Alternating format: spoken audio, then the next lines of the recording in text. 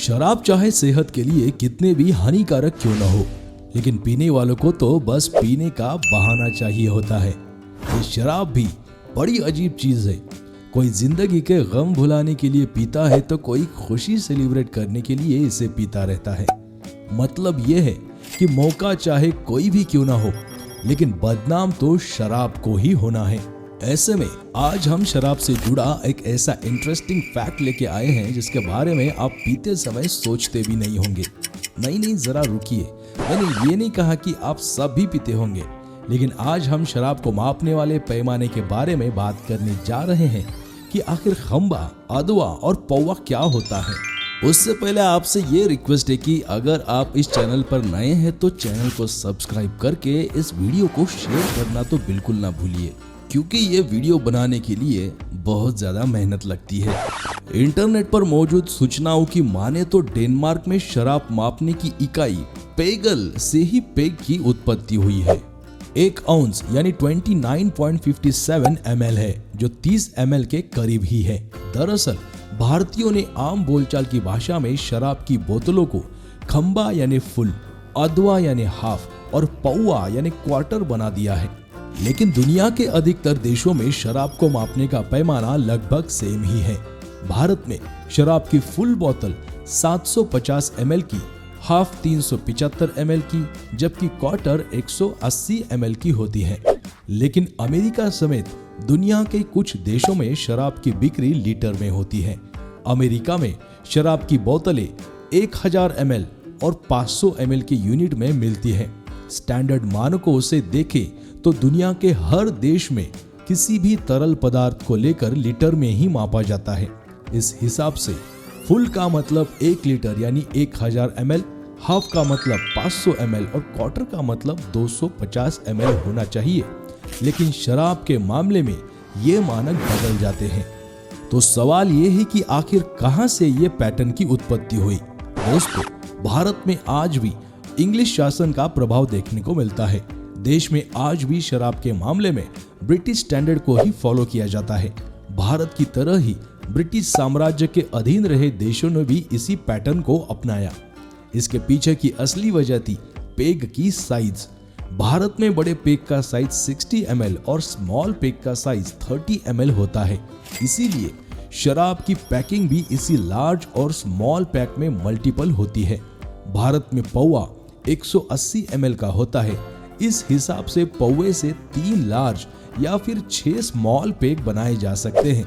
इसी तरह 750 ml के खंबे से 12 लार्ज पेग और 24 स्मॉल पेग बनते हैं। वही 375 ml के अदवे से 6 लार्ज पेग बनाने के बाद 15 ml बच जाता है।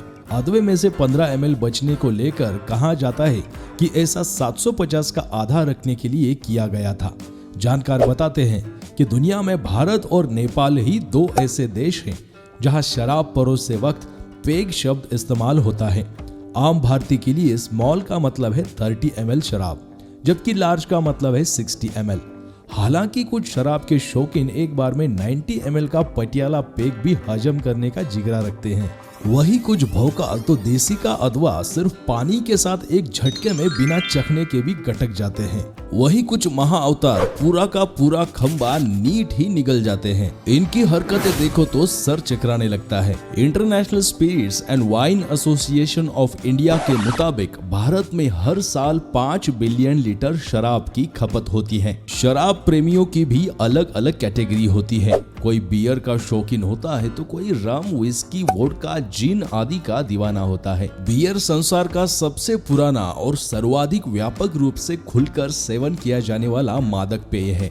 सभी पेयों के बाद यह चाय और जल के बाद तीसरा सर्वाधिक लोकप्रिय पेय है। बियर में इस्तेमाल की जाने वाली मुख्य सामग्री माल्ट, बार्ले, गेहूं आदि है।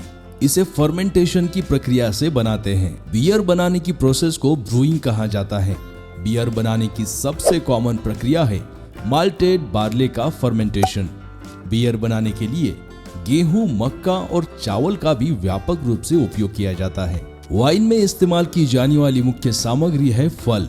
इसमें सबसे ज्यादा अंगूर का इस्तेमाल होता है। वाइन बनाने के लिए फल के रस को फर्मेंट किया जाता है। ये एक प्रकार की स्पार्कलिंग वाइन है। ये अंगूर के सेकेंडरी फर्मेंटेशन से बनाया जाता है, जिसमें एक फिज आता है। इस ड्रिंक की शुरुआत फ्रांस के एक सिटी के नाम से हुई थी, जिसका नाम शैंपेन है, जिसे वर्ल्ड कप के फाइनल मैच जीतने पर या किसी फिल्म की सक्सेस पार्टी सेलिब्रेट करने पर हिला हिला के जोर से उड़ाया जाता है। आइए जानते हैं कि ये शैंपेन कैसे बनती है। सबसे पहले अलग अलग तरह के ग्रेप्स का जूस निकाला जाता है और उसमें कुछ सीक्रेट पदार्थ मिलाकर उसका फर्मेंटेशन किया जाता है। इसके लिए पहले इसे टैंक में भर कर रखा जाता है और लंबे समय तक यानी कई महीनों तक यानी कई सालों तक फर्मेंटेशन प्रोसेस में रखा जाता है। इसके बाद इन्हें बोतल में भरा जाता है और बोतलों को कई सालों तक उल्टा करके रखा जाता है। जितनी पुरानी शैंपेन उतना उसका दाम ज्यादा हो जाता है। बोतलों को उल्टा रखने से इसमें कार्बन डाइऑक्साइड और अल्कोहल जनरेट होते हैं। लंबे समय तक ऐसा करने के बाद एक बार फिर इसके ढक्कन की जगह कॉर्क लगाया जाता है और उस वक्त इसे पहले बर्फ में रखा जाता है और प्रेशर से बर्फ और गंदगी बाहर आ जाती है। इसके बाद फिर से बोतल को उल्टा करके कई दिन तक रखा जाता है और इसके बाद ये स्पार्कलिंग वाइन तैयार हो जाती है।